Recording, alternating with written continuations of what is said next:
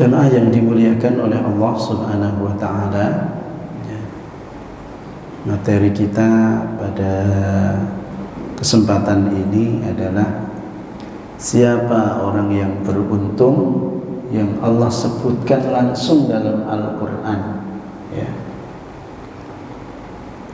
Karena setiap kita tentu ingin mendapatkan keberuntungan. Tentu keberuntungan yang kita inginkan adalah keberuntungan dunia dan akhiratnya. Yang Allah janjikan, yang Allah informasikan melalui Al-Quran, maka keberuntungan yang dimaksud di sini adalah keberuntungan yang menjadikan kebahagiaan dunia dan akhirat. Siapa itu orang yang secara khusus Allah sebutkan termasuk orang yang beruntung? Yang pertama adalah orang yang beriman. Ayatnya sering kita baca dan sering kita dengarkan. Qad aflahal mu'minun. Sungguh telah beruntung orang yang beriman. Ini Allah yang menjanjikan langsung. Tetapi yang perlu kita garis bawahi di sini, ayat ini menjelaskan kepada kita yang dimaksud orang yang beruntung dalam ayat ini bukan hanya orang yang beriman dalam arti meyakini saja. Karena iman yang dimaksud di sini adalah iman yang kamil, iman yang sempurna. Kata Rasulullah SAW, iman yang sempurna itu adalah tasdiqum bil qalb, membenarkan dengan hati bahwa satu-satunya yang berhak disembah dengan benar adalah Allah Subhanahu wa Ta'ala. Ya. Wala yusyrik bi ibadati rabbih ahada, dan kita tidak menyekutukan Allah sedikit pun dengan yang lainnya. Ya, itu artinya karena yakin ini adalah amaliyah hati, makanya yang dimaksud di sini adalah tasdiqum bil qalb, berarti membenarkan dengan hati, keyakinan. Ya. Yang namanya orang yang beriman itu tidak lagu. Innalladzina amanu tsumma lam yartabu. Sungguhnya orang yang beriman tsumma lam yartabu, mereka yang tidak ragu. Yakin dan tidak ragu ini adalah amalan hati. Yang kedua, iman yang sempurna adalah ketika dia bukan hanya sekedar meyakini, tapi juga harus mengucapkan. Dalilnya insyaallah jamaah juga hafal. Ya. Innal ladzina qalu rabbuna Allah. Di sini sungguhnya orang yang berkata, ini berkata rabbuna Allah, Tuhan kami adalah Allah. Nah, kalau orang kan selama ini dititik beratkan ayat ini menjelaskan tentang istiqomah. Ya bagus, memang ayatnya berkaitan dengan istiqomah. Tapi dalam hal ini saya lebih menjelaskan kepada untuk iman harus diucapkan. Ya, karena di sini qalu itu kan berkata harus diucapkan. Maka nggak sah kalau orang hanya sekedar yakin tapi nggak mengucapkan.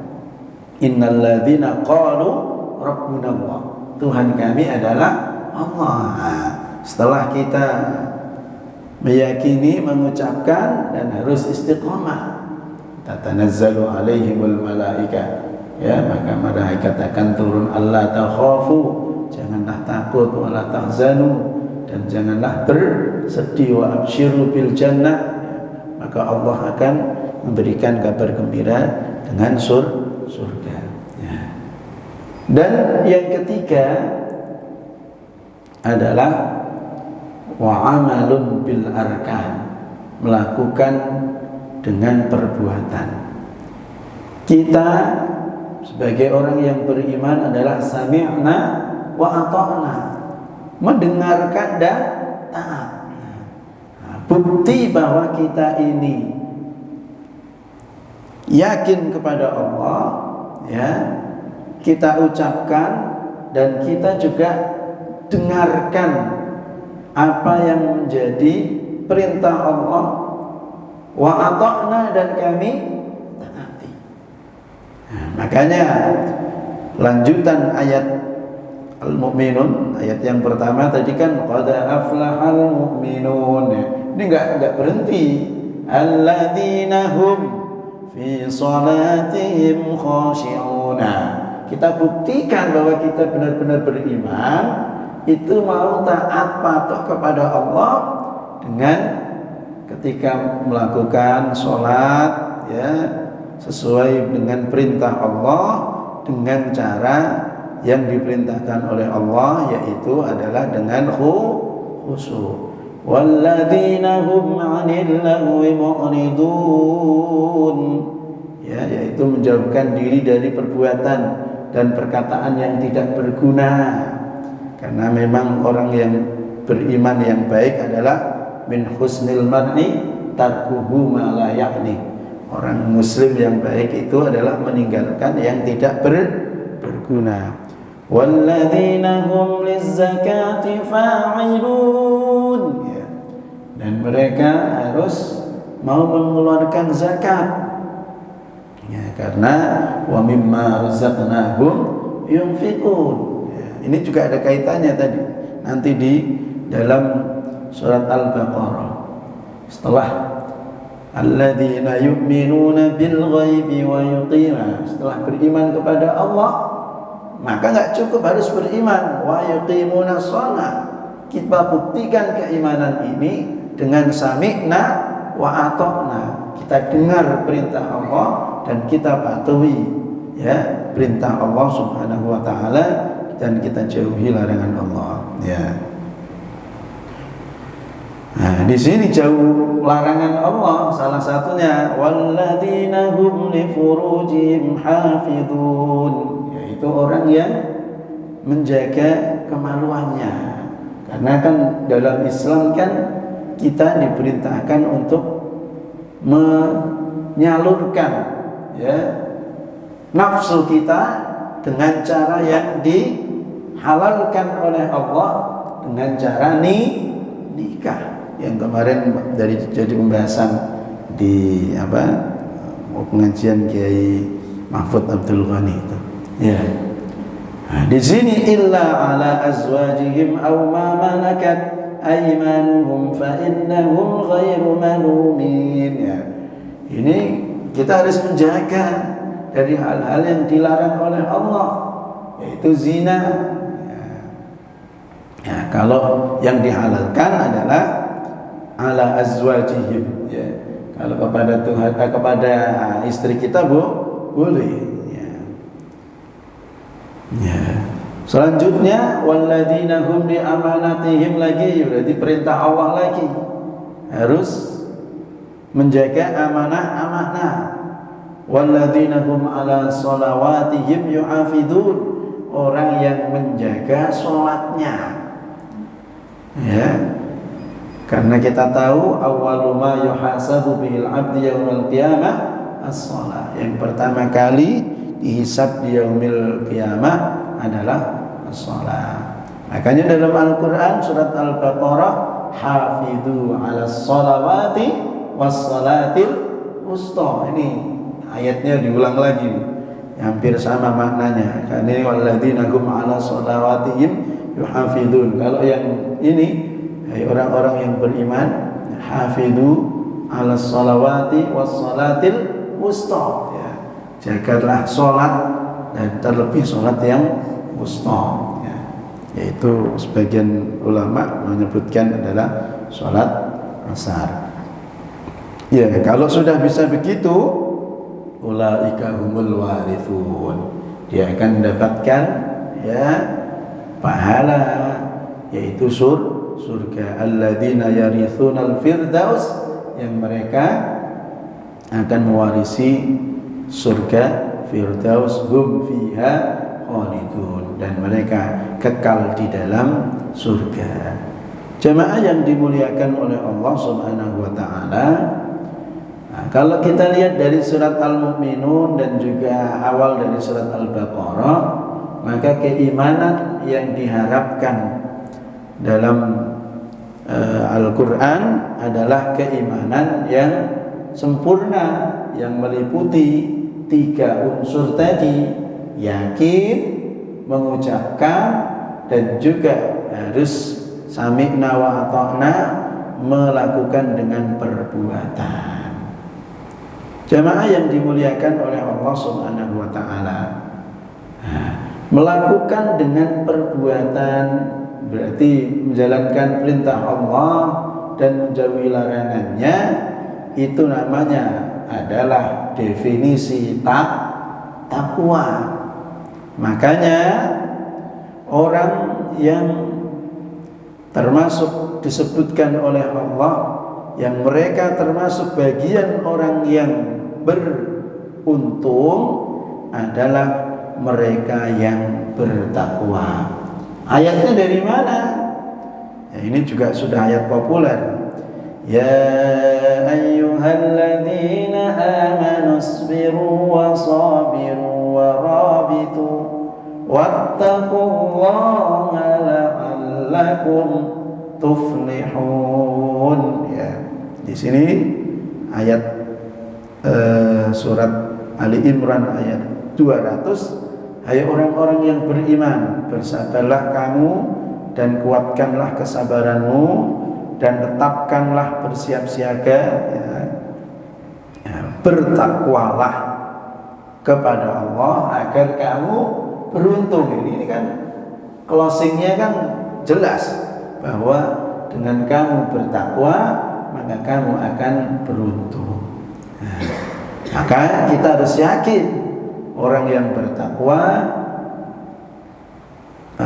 dan beriman, mereka itulah orang-orang yang beruntung, yang dijanjikan oleh Allah Subhanahu wa taala. Dan ketika Allah berjanji, kita harus yakin bahwa innallaha la yukhliful mi'ad. Sesungguhnya Allah tidak menyalahi janjinya. Nah, kita harus yakin karena kita menjadi manusia dijadikan oleh Allah, kita hidup dihidupkan oleh Allah, kita hidup dan mendapatkan rezeki. Ar-Razzaq, yang berizki adalah Allah Subhanahu wa ta'ala. Dan Allah yang kita sembah itu maha kuasa, juga maha menentukan. Qudrah iradah nih. Jadi Allah yang kita sembah ini bukan hanya menjanjikan, ini poinnya, tetapi Allah adalah yang maha menentukan. Kalau yang menjanjikan itu menentukan, pasti terjadi. Ya. Makanya dalam Al-Quran, bagi orang yang senantiasa bertakwa, mereka akan mendapatkan keberuntungan. Kenapa beruntung? Karena Allah bukakan pintu-pintu keberkahan. Dalam surat Al-A'raf ayat 96, walau anna ahlal qura amanu wattaqaw lafatahna alaihim barakatim minas samai wal ard. Di sini sebutkan walau anna ahlal qura, seandainya penduduk negeri itu amanu, mereka beriman, wattaqaw, mereka bertakwa, lafatahna, ini lamnya lam taukid ini ya. Allah benar-benar ya, membukakan alaihim kepada mereka barakat, yaitu keberkahan jamak. Kalau berkat kan satu ya, berkah. Kalau barakat itu jamak. Jadi yang dibukakan bukan hanya satu keberkahan, tapi keberkahan minas sama, dari langit, wal ard, dan juga bumi ya. Tapi kalau dia enggak beriman, mendustakan, walakin kadzabu fa akhadnahum bima kanu yaksibun. Kalau dia mendustakan ya, ayat-ayat kami, maka kami siksa mereka sesuai dengan apa yang mereka kerjakan. Makanya bagi orang yang benar-benar bertakwa, mereka Allah berikan keberkahan dan kemudahan dalam kehidupannya. Hal ini bisa kita lihat dalam Al-Qur'anul Karim surat At-Thalaq ya. Ya, wa may yattaqillaha yaj'al lahu makhraja wa yarzuqhu min haitsu la yahtasib ya. Barang siapa yang bertakwa kepada Allah, maka Allah berikan jalan keluar dan Allah berikan rezeki yang tidak disangka-sangka. Ya, ini ayat 2-nya. Ya. Dan juga ayat 3, wa may yatawakkal 'ala Allah fa huwa hasbuh. Nah, setelah takwa harus tawakal. Dengan tawakal maka Allah akan berikan kecukupan ya. Lanjutnya lagi ayat 4-nya yang di akhir-akhir, wa may yattaqillaha yaj'al lahu min amrihi yusra. Dan siapa yang bertakwa kepada Allah, maka Allah akan mudahkan urusannya. Loh, dimudahkan, diberkahi oleh Allah dengan tadi diberikan pintu-pintu keberkahan. Salah satu keberkahannya adalah diberikan jalan keluar, diberikan rizki yang tidak disangka-sangka, dan juga Allah berikan kemudahan dalam kehidupannya. Dan itu balasan-balasan di dunia. Bagaimana dengan balasan di akhirat? Wa may yattaqillaha yaj'al wa may yattaqillaha yukaffir anhu sayyi'atihi wa yu'dhim lahu ajra. Ya.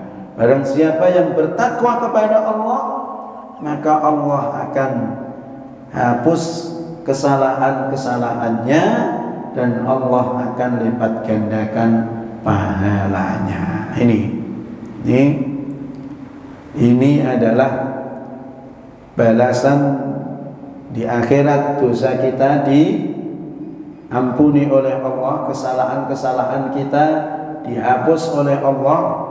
Nah, karena memang pada prinsipnya ya, innal hasanat yudhibnas sayyi'at. Kebaikan-kebaikan yang kita lakukan itu akan bisa menghilangkan keburukan-keburukan ya. Melalui sholat yang kita lakukan, maka sholat ini dapat menghapus dosa-dosa kecil kita ya. Melalui wudu ya, melalui umrah, alhamdulillah ada jamaah yang memberikan kesempatan kami untuk umrah ya. Dan kata Nabi, al umratu ilal umrah kafaratun lima bainahuma ya. Dari umrah satu ke umrah berikutnya, kafaratun itu akan menghapus dosa antara keduanya. Antara itu. Jadi kalau makanya kemarin mutawifnya bilang kalau bisa umrahnya ya sekali, 2 kali itu kita niatkan ya, agar kita mendapatkan manfaat dari hadis ini yang mana kafaratun lima bainahuma. Allah akan menghapuskan antara umrah yang satu ke berikutnya, ya. Nah, dan wa yu'dhim lahu ajra, di sini disebutkan, dan Allah akan lipat gandakan pahalanya, ya. Nah, kita tahu sholat jamaah itu lebih utama daripada sholat sendirian.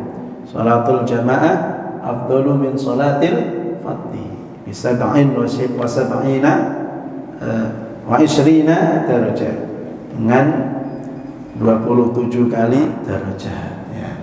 Kaitannya lagi dengan umrah. Ini kalau kita bisa umrah di sana dan kita sholat di sana, ya. Sholat di Masjid Nabawi itu berapa?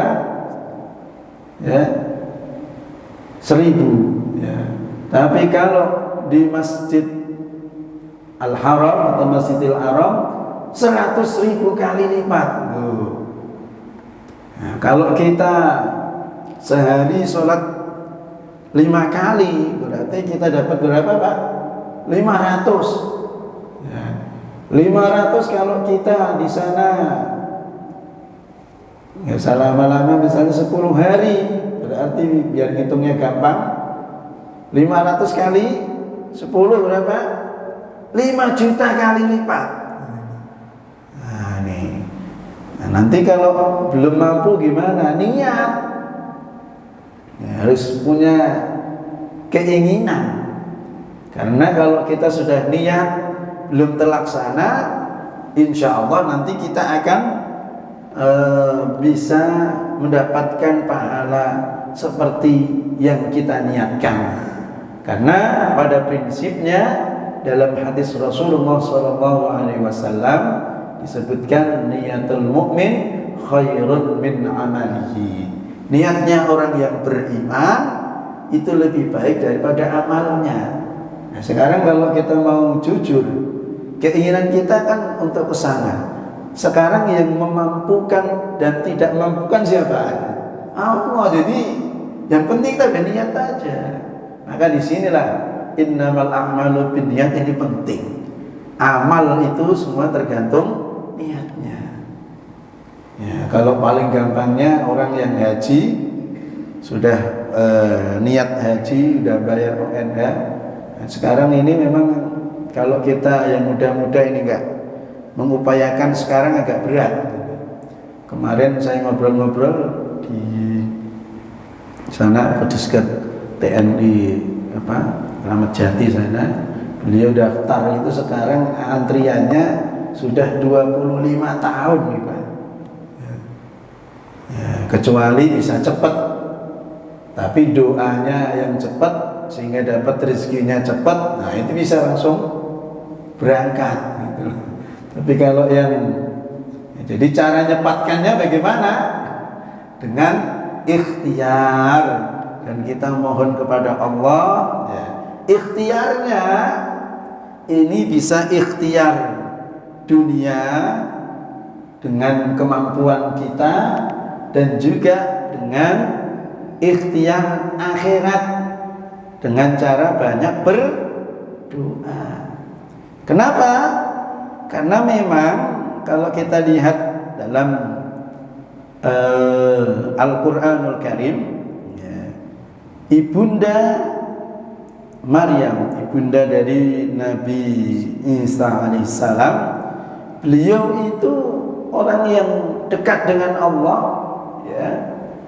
Dalam mendapatkan rezeki, beliau itu dengan 2 cara yang saya pahami, ya.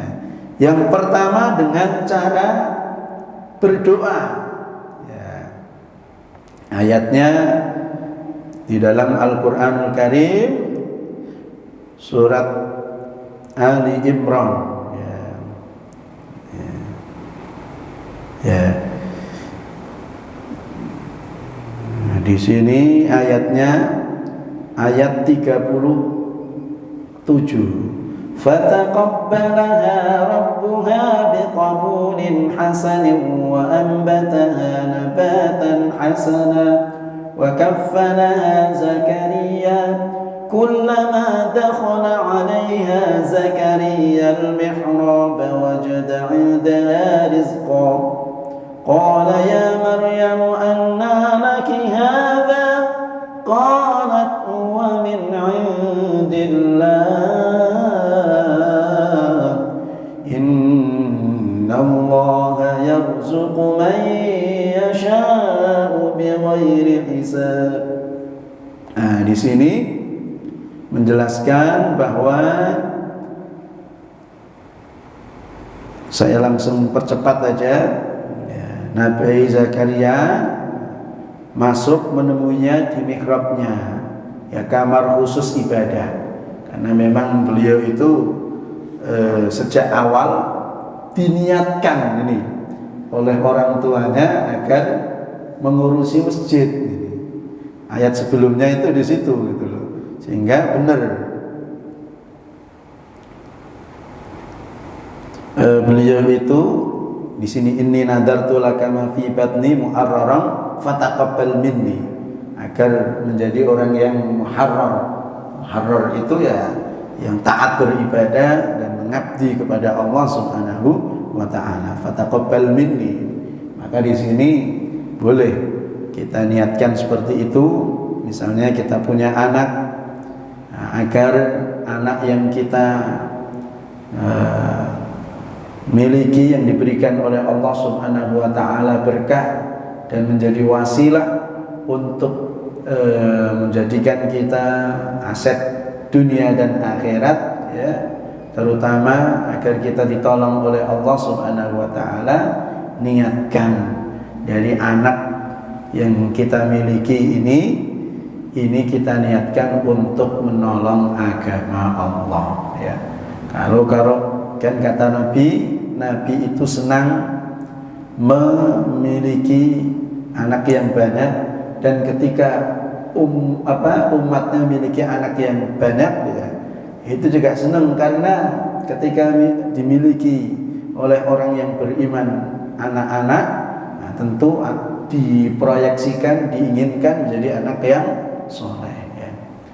Nah, jadi caranya niatkan anak yang kita miliki yang diberikan oleh Allah ini adalah sebagai perjuangan untuk meneruskan agama Allah, ya.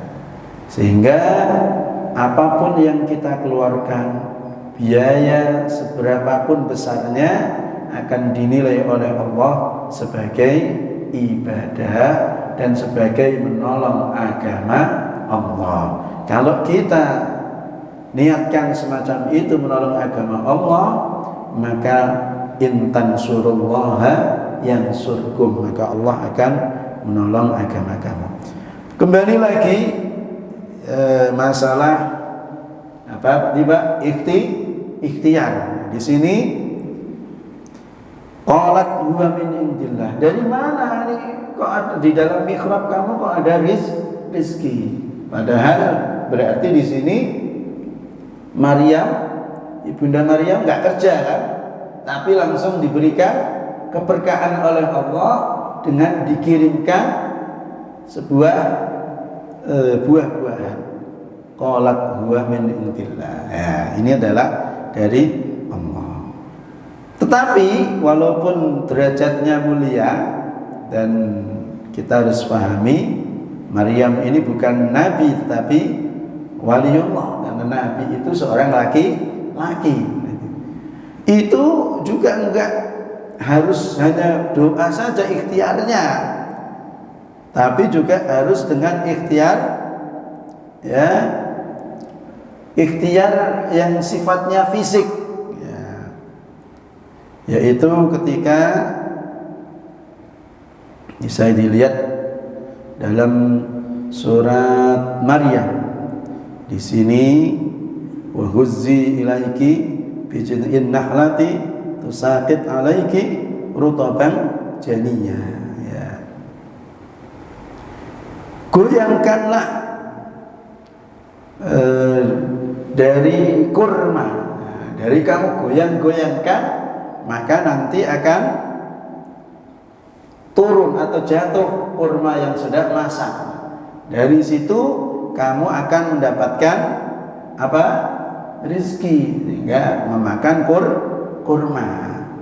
Maka dari sini kita bisa pahami bahwa sekali maka diperintahkan juga untuk ikhtiar, bukan hanya doa, tapi juga harus ikhtiar fisik kita. Ya.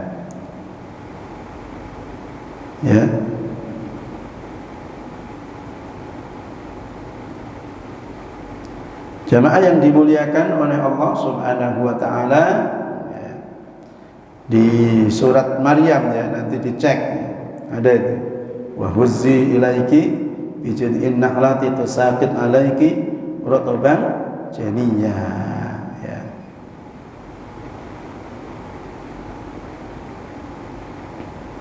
Ya. Jamaah yang dimuliakan, ayatnya ayat 25 ya. Wa huzzi ilaiki bi jid'in nahlati tusaqit alaiki rutban janiyya. Di sini goyangkanlah pangkal pohon kurma itu ke arahmu. Niscaya pohon itu akan menggugurkan buah yang masak kepadamu. Nah, di sini berarti kan ada ikhtiar.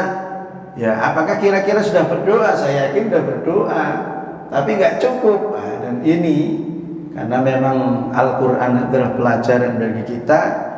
Orang kalau nyari rizki, kalau kata pengaji Rohmah Irama, usaha dan doa. Ya. Harus ada itu. Ya.